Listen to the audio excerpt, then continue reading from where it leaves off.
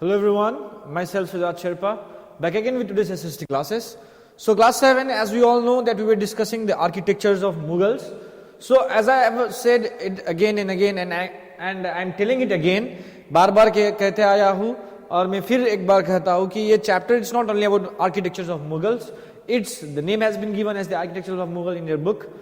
So it's not only about architectures of Mughal, it's about the whole of the medieval period of India, okay. So the medieval period, we all know that it's divided into two parts, the early medieval period and the later medieval period. So सब कोई जानता है ये चीज. तो हम लोग ने क्या देखे है कि ये architectures not only of Mughals, we saw from the starting of the medieval period और द अर्ली medieval periods में जो इंडिजिनस किंग्स थे, हमारे इंडिया के रूलर्स जो थे, उन्होंने किस प्रकार के आर्किटेक्चर स्टाइल किए हैं. यू ऑल नो दैट नगारा style, the Dravidian style of the southern India, northern India, ठीक है, and various styles and engineering skills that has been used. So today we'll be moving to this topic, the architecture of the Mughals. We saw that Indo-Islamic styles, you can say, जो हमारी India में flourish किए थे, that was started or that began with the Delhi Sultanate. Yes or no? And we discussed about and we saw various different architectures of the Delhi Sultanate in the previous classes. So today we'll be discussing about the architectures of the Mughal and the different rulers of the Mughal who has given or they have devoted their life in these architectural structures that were built in our country. तो आज हम लोग Mughals के बारे में पढ़ेंगे और Mughals के आर्किटेक्चर्स के बारे में और उनके द्वारा बनाए गए आर्किटेक्चर्स के बारे में पढ़ेंगे जो राजाओं ने बनाए थे और वो लोग ने किस तरीके से या वो लोग का क्या योगदान रहा है ये आर्किटेक्चरल जो इंडिया में फ्लरिश हुआ है आर्किटेक्चर उसके प्रति, ठीक है. So let's begin. So the architecture of the Mughals. The Mughal period can be called the second classical age after the Guptas and the golden period of Muslim architecture in India. तो second classical age. So we all know that कि जो हम लोग ने ancient history पढ़े हैं तो जो गुप्ता डायनेस्टी थे, समुद्रगुप्ता, श्रीगुप्ता, ये सब तो याद रहे होगा आप लोगों को. तो वो पीरियड को कहा जाता था कि इट्स अ गोल्डन पीरियड और गोल्डन पीरियड ऑफ और golden age of Indian history.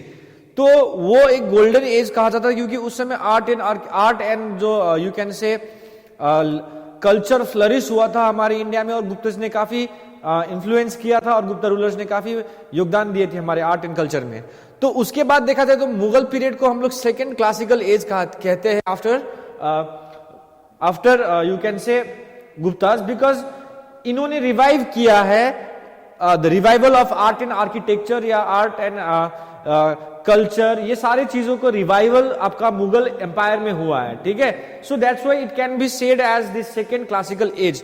तो मुगल्स ने क्या किया है कि वो लोग ने क्या दिया है, एक प्लेटफॉर्म दिया है, यू कैन से एक प्लेटफॉर्म लाया हमारे देश में आर्ट एंड आर्किटेक्चर को फ्लरिश करने के लिए. Okay, whether it might be the Islamic style, भले ही वो लोग इस्लामिक स्टाइल से आर्ट एंड आर्किटेक्चर लाए, लेकिन वो लोग ने एक प्लेटफॉर्म बनाया, वो लोग ने रिवाइवल किया. हमारे देश में बहुत बढ़िया बढ़िया आलीशान महल, यू कैन से बहुत सारे इमारतें खड़े किए हैं हमारे देश में. सो यू कैन से दैट्स व्हाई यू कैन से the second classical as and golden period of Muslim architecture.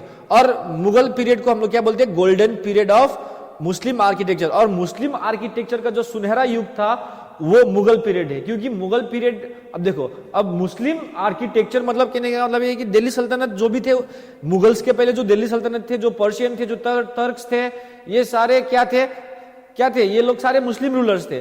तो ये लोग ने भी मॉन्यूमेंट्स आर्किटेक्चर्स बिल्ड किए. तो पिछले क्लास में हम लोग ने याद किया होगा, आप लोग को याद रहा होगा कि मैंने क्या बोला था कि दिल्ली सल्तनत का क्या था कि वो लोग का आर्किटेक्चर तो था, लेकिन it was not grandeur like the Mughals. Mughal के जैसा धांसू नहीं था, समझ रहे ना. सो मुगल का बहुत बेटर था और यू कैन से उसमें क्या बोला, उन्होंने एक रिवाइवल किया है, ठीक है. वो लोग ने एक रिवाइवल किया है आर्ट एंड आर्किटेक्चर को हमारे देश में, एक प्लेटफॉर्म दिया है, ठीक है. सो जब हम लोग मुगल आर्किटेक्चर बोलेंगे तो केवल मुगल आर्किटेक्चर बोलने से it's not only a Persian style, okay. So Mughal architecture जब वो लोग ने आए तो यू कैन रिमेंबर वो लोग बाहर से आए थे, तो हमारे इंडिया में अलग से स्टाइल्स चल रहे थे, पहले से ही मुगल इंडिया का था, लेकिन उसको क्या किया, रिवाइव किया, प्लेटफॉर्म दिया. तो in a sense you can say कि it is an amalgamation of Turkish, Iranian and Indian style. तो ये क्या है, एमलगमेशन, मतलब ये है मिक्सचर, यू कैन से एमलगमेशन का मतलब हो सकता है, यू कैन से यहां पे लिख दिया मिक्सचर और मिक्स।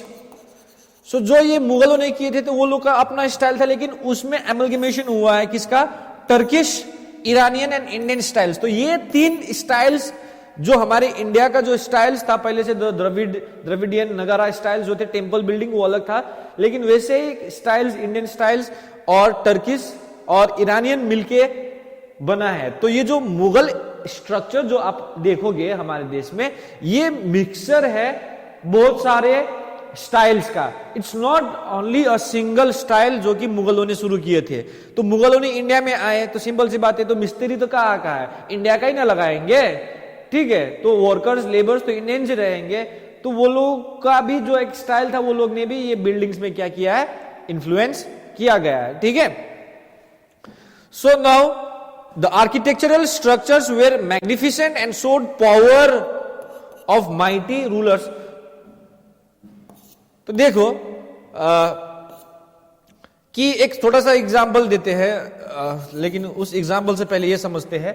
तो हम लोग ने शुरुआत में जब आर्किटेक्चरल स्ट्रक्चर्स के बारे में पढ़े थे, शुरुआत में फर्स्ट लेसन में, फर्स्ट पार्ट में, तो हम लोग ने क्या देखा था कि जो बिल्डिंग्स होते हैं, जो ये बहुत बड़े बड़े स्ट्रक्चर्स होते हैं, ये किसके लिए क्या दर्शाता था, ये पावर दर्शाता था, किसका, रूलर्स का। ये जो माइटी रूलर्स थे उसका पावर दर्शाता था। और हम लोग ने पढ़ा था जितना पावरफुल एक स्ट्रक्चर रहेगा तो उतना ही, सॉरी, जितना मैग्निफिसेंट एक स्ट्रक्चर रहेगा, जितना बड़ा स्ट्रक्चर रहेगा, जितना सुंदर और जितना आलीशान स्ट्रक्चर रहेगा, वो किंगडम उतना ही पावरफुल कहलाएगा। ये एक मानना था।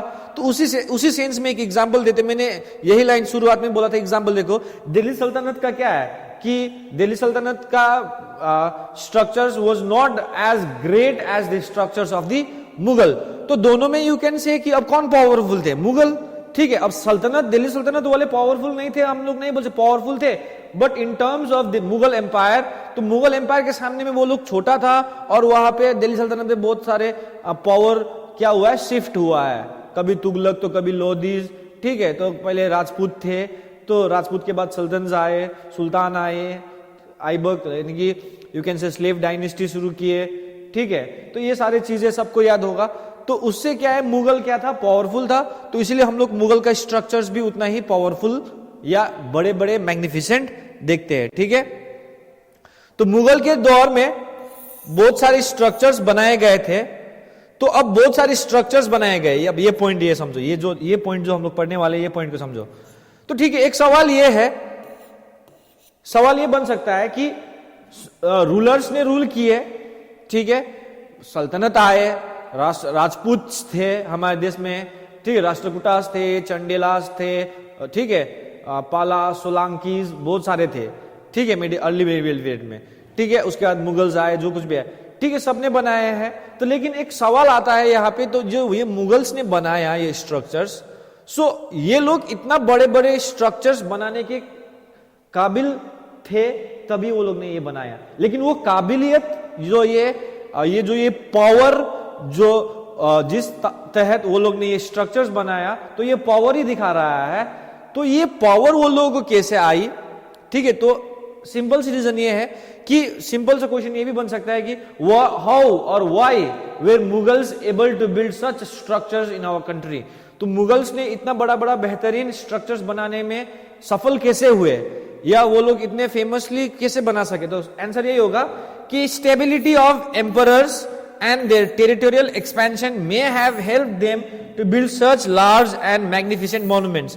तो सबसे पहली बात तो स्टेबिलिटी, स्थिरता, अस्थिरता नहीं, स्थिरता।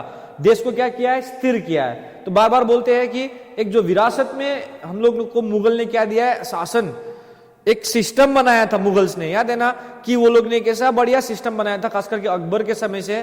तो वो सिस्टम इतना बेहतरीन था कि मुगल एम्पायर उस सिस्टम से क्या हो गए, स्टेबल हो गए।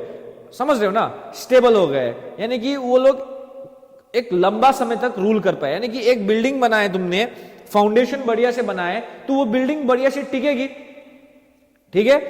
तो मुगलों का जो ये साम्राज्य रहा है, जो ये मुगलों का दौर रहा है, ये एकदम स्थिर दौर था भारत में। क्योंकि यू कैन से इससे पहले जो था लेटर अर्ली मिडिवल पीरियड में न्यू किंग्स एंड किंगडम्स हम लोग जब पढ़े तो वहां पे स्टेबिलिटी नहीं थी। छोटे छोटे राज्यों में क्या हो रही थी, झगड़ा हो रही थी, एक दूसरे से आपस में लड़ाई कर रहे थे, बाहर से इन्वेजन्स आ रहे थे, इंडिया को लूट रहे थे। फिर आए दिल्ली सल्तनत, तो उसमें भी पावर शिफ्ट बहुत ज्यादा हुआ, लेकिन मुगल ने काफी लंबे समय तक वो पावर को क्या किया, स्टेबल करके रखा था।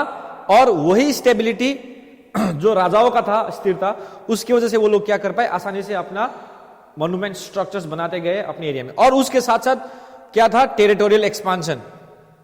और वो लोग ने क्या किया था, एरिया भी ज्यादा क्या किया था, एक्सपैंड किया था, ज्यादा बढ़ाया था। दिल्ली सल्तनत के तुलना में देखा जाए तो मुगल्स का एरिया जो टेरिटोरियल एक्सपांशन था ज्यादा था।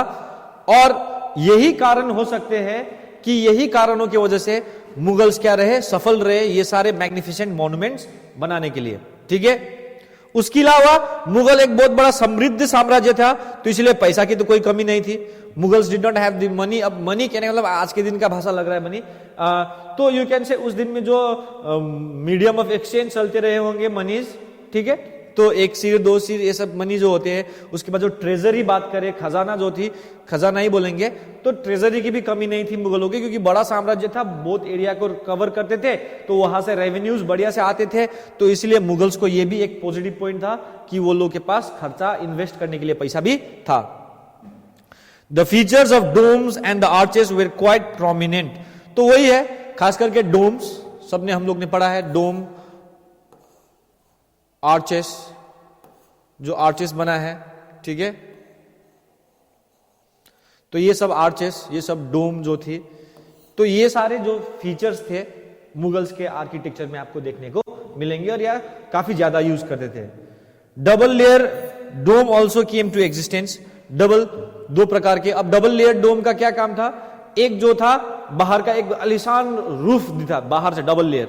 मान लो एक डोम है, दो लेयर है, ये अंदर वाला है, ये बाहर वाला। ये बाहर वाला आपको क्या देता है, एक आलीशान भव्य रूप देगा, लेकिन अंदर से क्या देगा, वो आपके अंदर में एक रूम क्रिएट करेगा और उसमें डिजाइन, पैटर्न, इनर लेयर अलग से बनाए जाएंगे, अंदर की ओर अलग, बाहर की ओर अलग। ठीक है, तो डबल लेयर डोम्स भी आने लगे मुगल के टाइम पे। Is that clear? I hope यहां तक समझ में आएगा, आई होप यहां तक समझ में आया है। अब देखते हैं, आगे बढ़ते हैं। Let's talk about the famous Kings. अब जो राजाएं थी उन्होंने क्या योगदान दिए मुगल साम्राज्य में, तो वो लोग का क्या योगदान रहा है मुगल साम्राज्य में। तो शुरुआत करते हैं बाबर से। So we all know Babur, he is the founder of the Mughal dynasty, did not live long. तो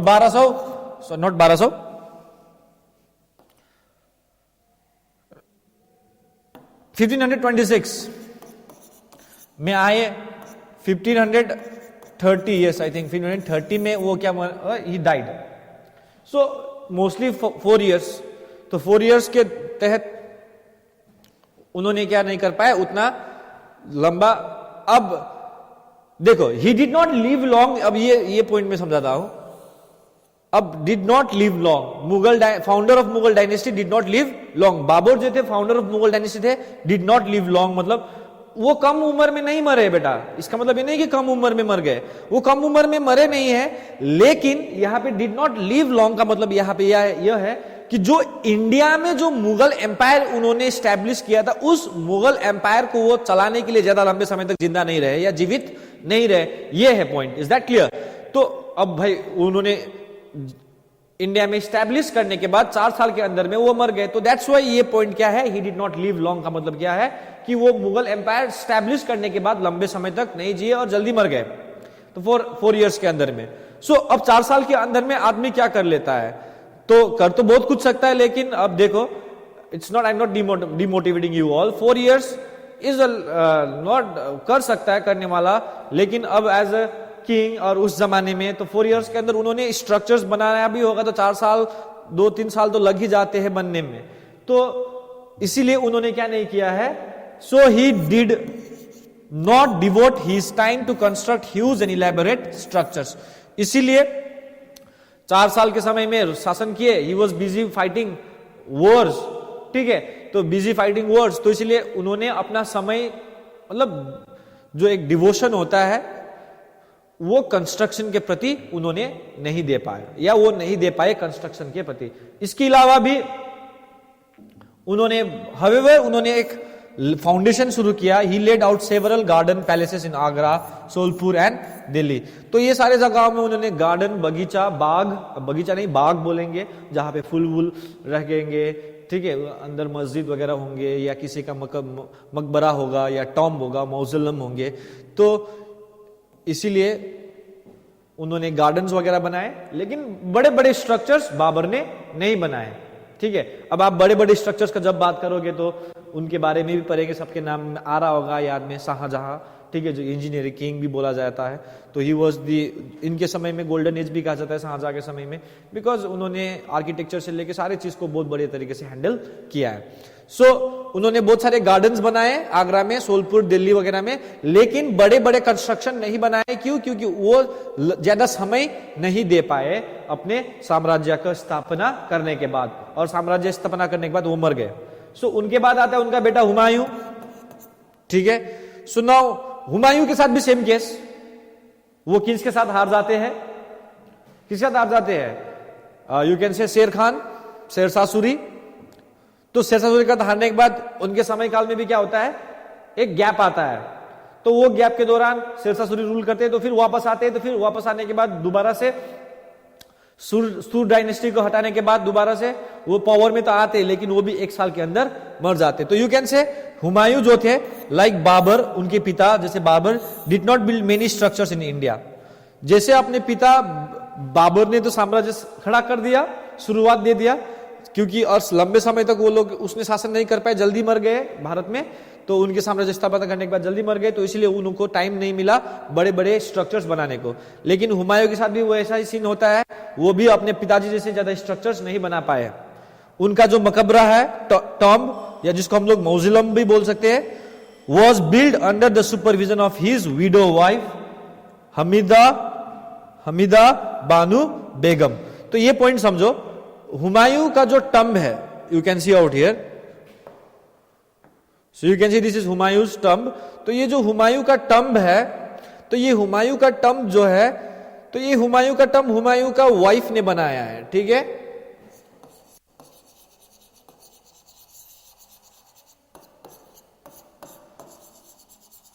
जो ये हुमायूं का टम्ब है, ये उनका मिसेस बोला जाए, वाइफ, विडो, जो विधवा, जब हुमायूं मर गए तो उनके नाम पे उनके पत्नी, जो जिनका नाम क्या था, वाइफ हमीदा बानु बेगम, उनके निगरानी में ये टॉम्ब बनी थी। ठीक है, so this structures reflects Humayun's long contact with the Persian culture in design. तो यदि हम लोग ये देखेंगे उनका स्ट्रक्चर्स, हुमायूं का टॉम्ब का स्ट्रक्चर देखेंगे, ओके, तो ये डोम शेप जो बना है, जो ये मिनारेट्स बना है, ठीक है, जो ये आर्चेस जो बना है, तो these are the styles of Persian style.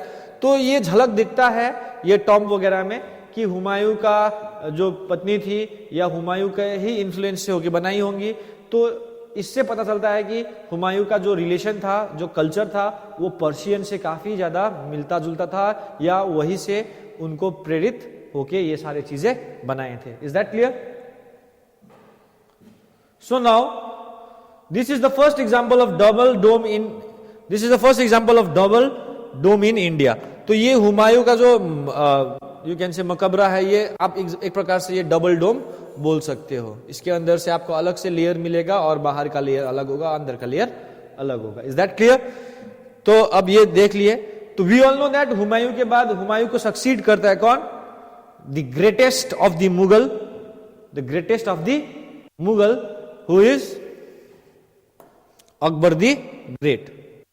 So now when we talk about Akbar, so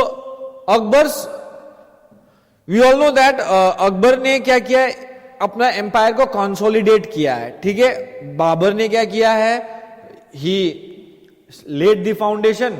Humayun हार गए, लेकिन हुमायूं ने दोबारा से रिकैप्चर किया है अपना डायनेस्टी को, फिर शुरू, लगातार एक लीनिएज में एक ब्रेक आती है, उनका एक जो स्टार्टिंग में एक ब्रेक आती है लेकिन हुमायूं फिर दोबारा से करती है, उसके बाद अकबर आती है, जो अकबर जो है आता है, आने के बाद अपने इंडिया को क्या करता है, अपना बहुत सारे पॉलिसीज हम लोग ने प्रीवियस क्लास में पढ़ चुके हैं, तो उन्होंने क्या किया, देश को स्टेबलाइज किया है। तो अकबर ने क्या किया है कि Akbar's greatest architectural achievement was the new capital eight Fatehpur Sikri. तो उन्होंने क्या किया है, उनका सबसे ग्रेटेस्ट आर्किटेक्चरल अचीवमेंट, तो आर्किटेक्चर के क्षेत्र में देखा जाए तो उनका सबसे बड़ा अचीवमेंट जो है वो है उनका कैपिटल एट फतेहपुर सिकरी। तो उनका सबसे बड़ा अचीवमेंट क्या था, उन्होंने एक राजधानी अपना बनाया, कहां पे, Fatehpur Sikri, Fatehpur city of victory, Fatehpur, फतेह करना मतलब विजय प्राप्त करना। तो फतेहपुर सिकरी में जो उन्होंने बनाया है कैपिटल, वो एक बहुत बड़ा एग्जाम्पल है किसका, अकबर का आर्किटेक्चरल अचीवमेंट का। He undertook construction on a massive scale. उन्होंने कंस्ट्रक्शन को काफी बड़े पैमाने में क्या करना शुरू कर दिया, बनाना शुरू कर दिया। His architectural structures can be grouped into two. तो देखो अकबर ने सबसे बढ़िया से देखा जाए तो उन्होंने क्या बनाया, सबसे important Fatehpur Sikri, the city of victory. तो अब अकबर ने क्या किया कि आर्किटेक्चर में ये सबसे इंपॉर्टेंट उनका क्या था, शुरुआत था। और उसके बाद देखा जाए तो उन्होंने क्या किया है कि आर्किटेक्चर कैन भी, उनका आर्किटेक्चरल स्टाइल जो था बड़े पैमाने में शुरू किया और दो ग्रुप में डाल सकते हैं। अकबर ने बनाए हैं बहुत सारे, लेकिन उनमें से उनका जो आर्किटेक्चर जिसमें उन्होंने बनाए उसको हम लोग दो भागों में बांटते हैं। जो पहला भाग था कि consist of forts, palaces and mosque. उन्होंने फोर्ट्स, पैलेसेस एंड मस्जिद, मस्क वगैरह सारी चीजें बना लिए। लेकिन जो सेकेंड ग्रुप है, खास करके उनका सेकेंड ग्रुप में देखेंगे तो फतेहपुर सिकरी, जो वो फोर्ट बनाया है, फतेहपुर सिकरी जो सिटी बनाया है, कैपिटल सिटी, तो फतेहपुर सिकरी एक आर्किटेक्चर है, बहुत बड़ा एक कॉम्प्लेक्स है मान सकते हैं, उसके अंदर बहुत सारी चीजें हैं, ठीक है। तो उनमें बहुत सारी चीजें थी अकबर क्या, उसमें से फतेहपुर सिकरी के अंदर क्या था, दीवानी आम, दीवानी आम, this was meeting hall for the you can say this was the meeting hall for the common people. Diwan-e khas, khas, this was the only for the nobles, ठीक है।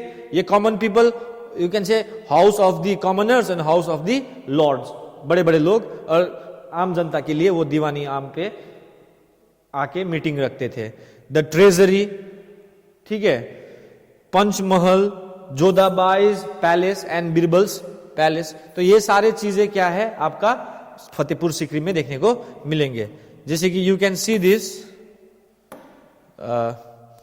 This is the Fatehpur Sikri, ठीक है, city of Fatehpur, Fatehpur Sikri. ये फतेहपुर सिकरी का entrance, you can सी, इसको बुलंद दरवाजा, इसके बारे में देखेंगे, बुलंद दरवाजा। उनके बाद क्या बोला गया था, यू कैन से दीवान-ई खास,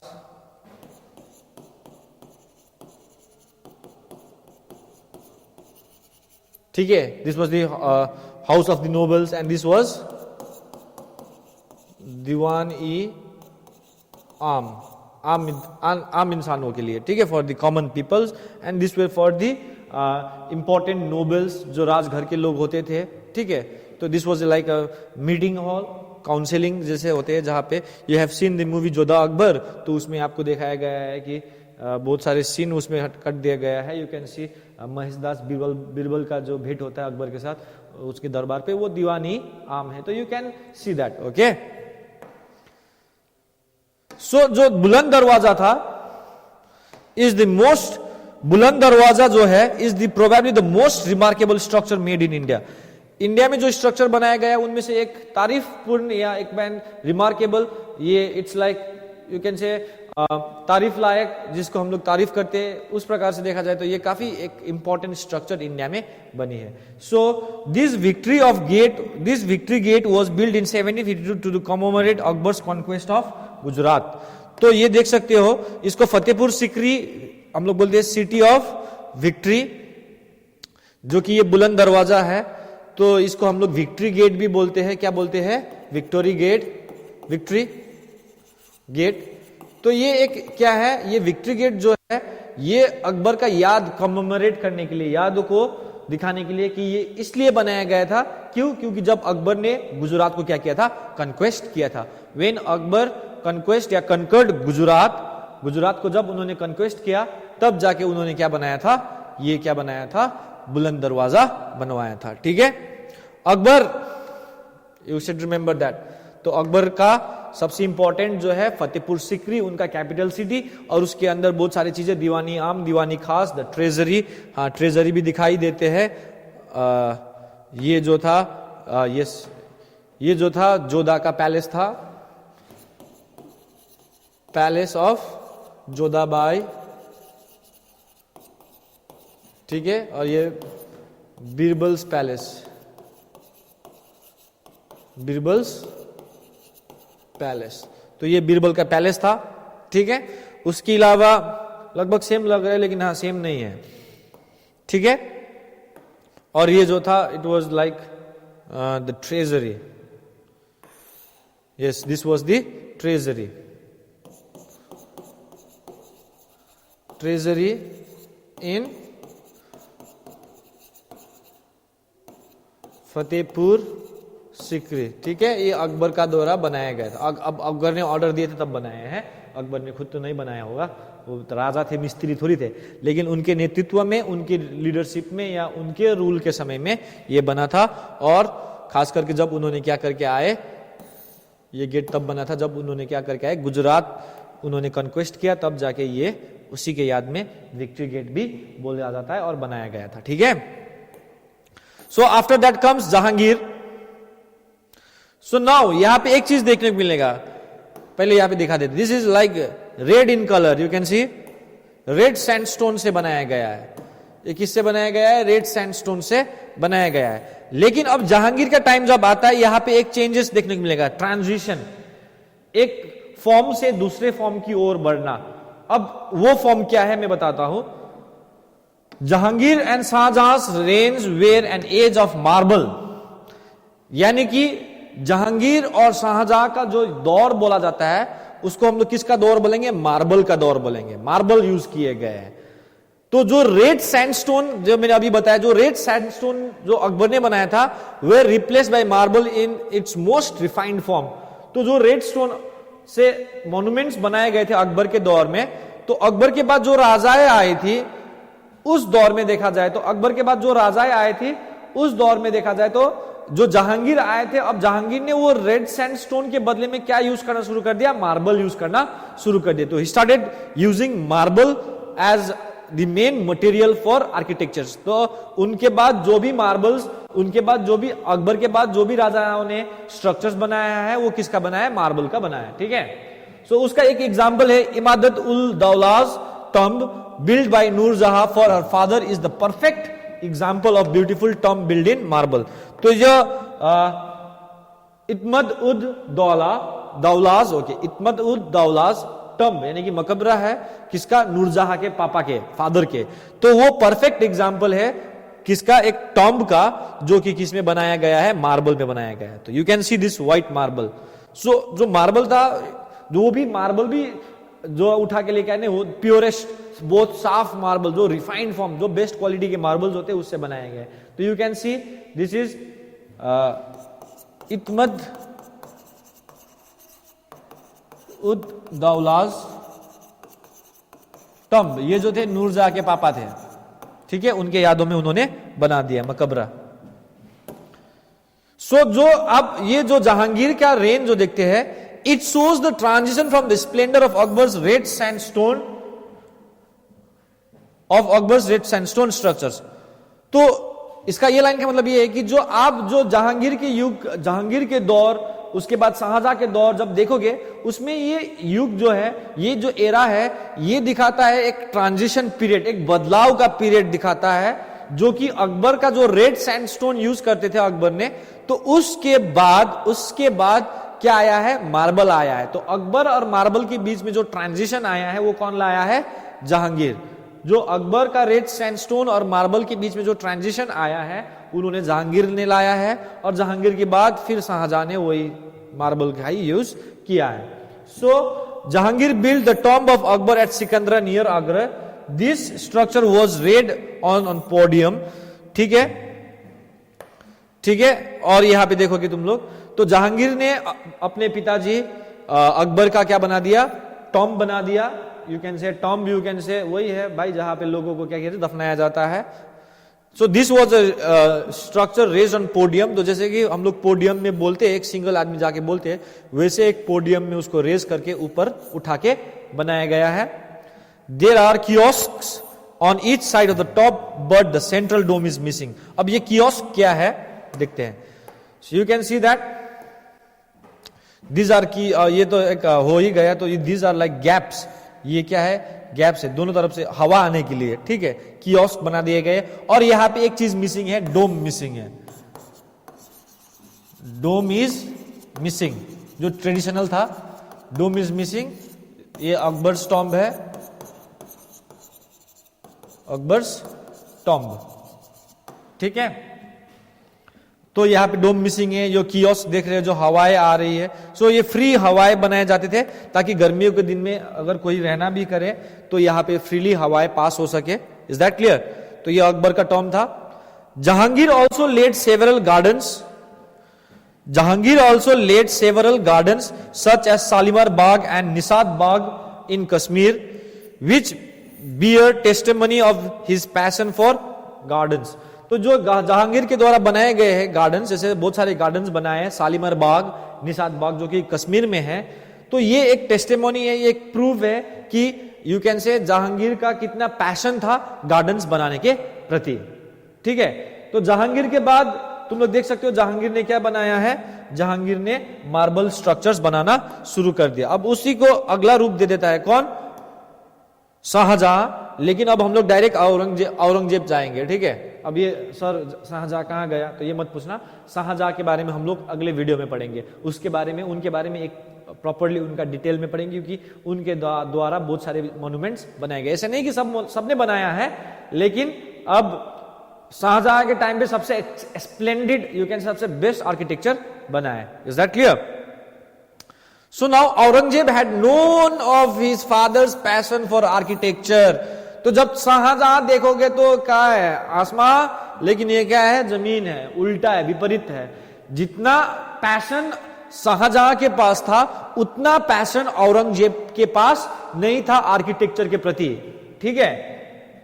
the major buildings include his mausoleum in Aurangabad, उनका एक मकबरा है ये, दिस इज औरंगजेब टॉम्ब। तो उनका मकबरा जो है औरंगाबाद में वो एक है।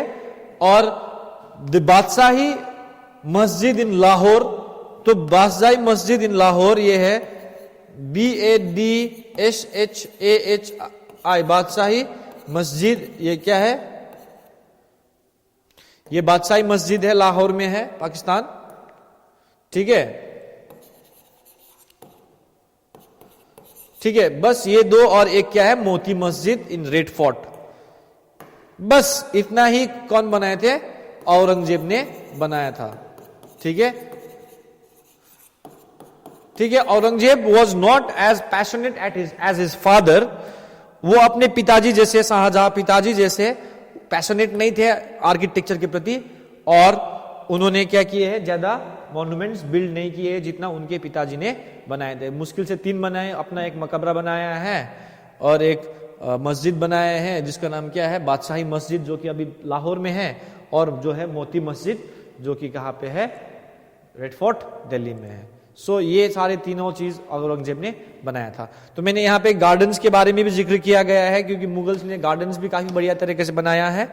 सो नेक्स्ट वीडियो जो रहेगा हम लोगों का, वो गार्डन्स जो कि मुगल्स ने बनाए थे और गार्डन का स्ट्रक्चर वो हम लोग देखेंगे, और खास करके शाहजहां के बारे में अगले वीडियो में हम लोग डिस्कस करेंगे कि शाहजहां का जो आर्किटेक्चरल अचीवमेंट्स क्या थी वो हम लोग देखेंगे, मोस्ट स्पेशली द ताजमहल।